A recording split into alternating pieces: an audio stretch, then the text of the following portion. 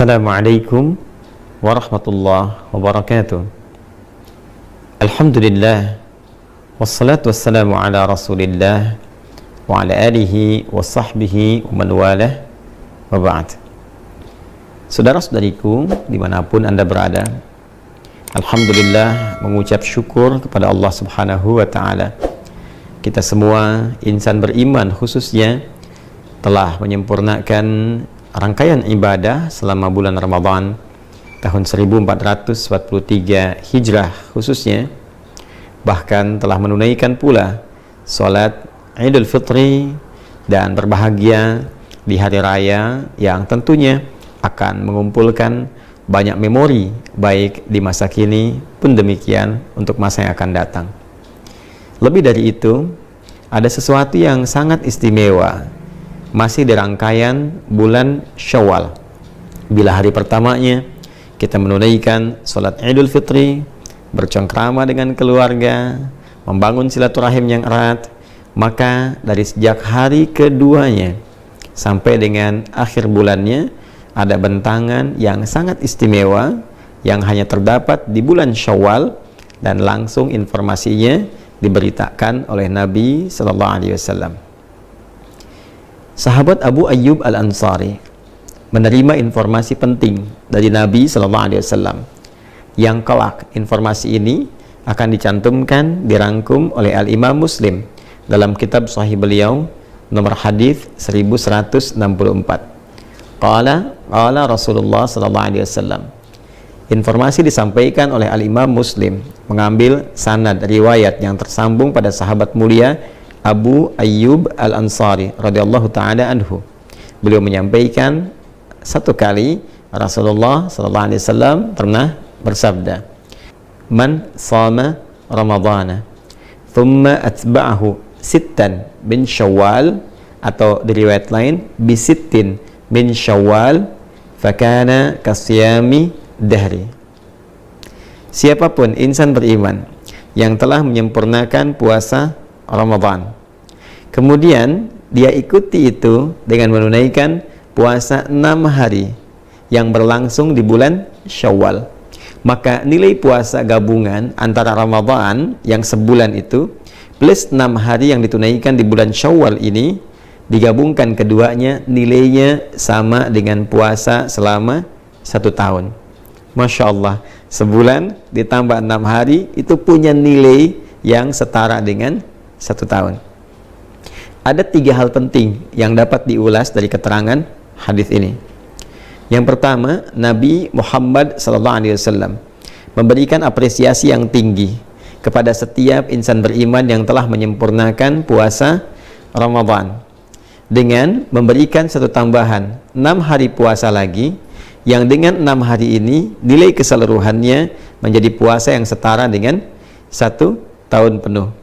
Ini rumusnya bisa didapati dalam Quran surah ke-6 Al-An'am di ayat 160, ketika Allah subhanahu wa ta'ala memberikan keutamaan khusus, keistimewaan spesial untuk Rasulullah sallallahu alaihi wasallam yang diperintahkan untuk diviralkan kepada umatnya, bahwa man jaa bil hasanati falahu asyru amthaliha. Siapapun insan beriman yang mengerjakan satu perbuatan baik bernilai ibadah, maka di sisi Allah tertuliskan nilainya 10 kebaikan. Setiap satu pekerjaan mulia, satu ibadah, nilainya sama dengan 10 di sisi Allah subhanahu wa ta'ala. Jadi kalau ada yang menunaikan puasa Ramadan sempurna selama sebulan, maka dikalikan 10, singkatnya senilai dengan 10 bulan.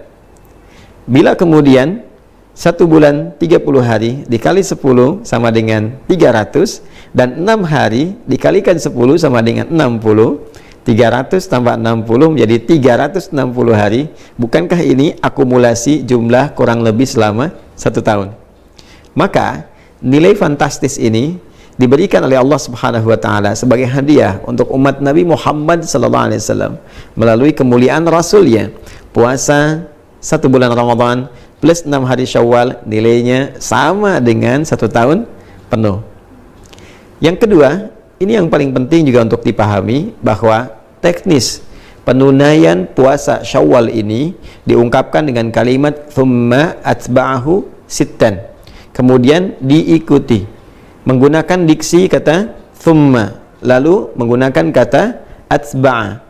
Ini memberikan kesan kepada kita bentuk umum dengan dua pemaknaan, bisa berurutan, bisa juga berselang. Karena kata thumma itu memberikan kesan jeda yang bisa berurutan secara langsung atau diselingi oleh satu kondisi, kegiatan atau peristiwa yang lain, tapi tetap diikutkan dalam frame yang sama. Artinya penunaian ibadah siam sunnah di bulan Syawal ini selama 6 hari itu bisa dilakukan dengan dua cara. Bisa berurutan, berangkai bersamaan, hari kedua, ketiga, keempat, kelima, keenam, ketujuh di bulan Syawal. Jadi sejak dimulai dari hari kedua boleh puasa. Kalau ingin langsung berurutan, ketiga, keempat, kelima, keenam, dan hari ketujuh, 6 hari. Jadi selesai kalau dikerjakan berurutan di hari yang ketujuh di bulan Syawal, karena hari pertama haram hukumnya berpuasa. Namun jika ada kondisi yang menjadikan tidak memungkinkan dilakukan secara berurutan, maka boleh. Misal diselang dulu selama 1 hari, 2 hari, atau berdasar kondisi tertentu. Boleh jadi hari kedua masih ada pertemuan keluarga, masih banyak hidangan-hidangan yang dipersembahkan, kadang kunjungan ada makanannya, maka sunnah yang terbaik adalah tidak berpuasa karena sedang suasana bahagia, kemudian dijamu, dan sunnahnya kita membatalkan makan bersama. Itu yang didahulukan. Nanti ada jeda-jeda berikutnya yang boleh jadi kegiatannya lebih longgar, lapang, tidak ada jamuan-jamuan tertentu, maka bisa dilakukan, boleh, silahkan. Hari pertama misalnya kita tidak berpuasa, hari kedua kita mulai berpuasa, hari ketiga jeda misalnya, keempat jeda, kelima berpuasa. Yang penting ada bentangan waktu sebulan untuk ditempuh guna menyempurnakan 6 hari puasa Syawal ini. Yang ketiga, persoalan fikih yang juga tidak kalah penting. Bagaimana bila ada yang masih memiliki utang qadha? Biasanya kasus ini melekat kepada muslimah yang datang haidnya dalam masa Ramadan itu misalnya, yang kemudian menjadikan puasa Ramadannya mendapatkan kesempatan qadha, seperti dipesankan di Quran surah kedua Al-Baqarah ayat 184 itu. Maka jika bertemu qadha yang sifatnya wajib dengan yang Syawal yang sifatnya sunnah, adabnya didahulukan yang qadha. Memang betul qadha ini masanya lebih panjang, ada kurang lebih 11 bulan mendatang, dari mulai Syawal sampai bertemu nanti dengan bulan Sya'ban berikutnya. Tapi penting diingat, kita tidak bisa menentukan kapan ajal itu akan tiba, kapan ajal datang. Karena itu daripada pulang kepada Allah membawa status berhutang, lebih baik selesaikan qadhanya.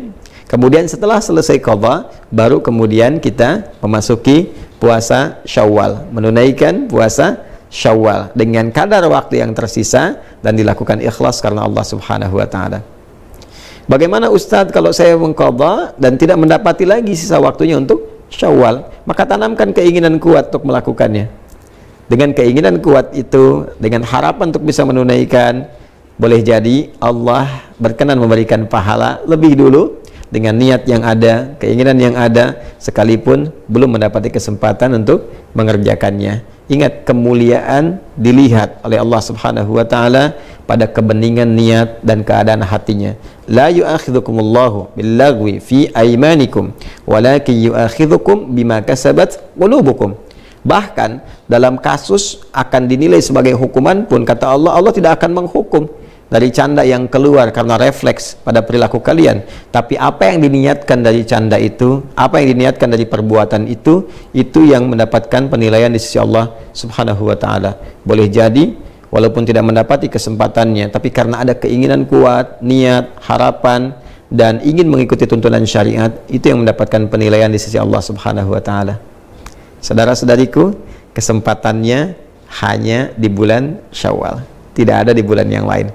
Karena itu, mari kita optimis, memaksimalkan niat di dalam hati kita, mengondisikan ikhtiar kita. Semoga Ramadan yang telah tuntas ditunaikan bisa juga diikuti dengan kesempurnaan penunaian puasa 6 hari di bulan Syawal. Assalamualaikum warahmatullahi wabarakatuh.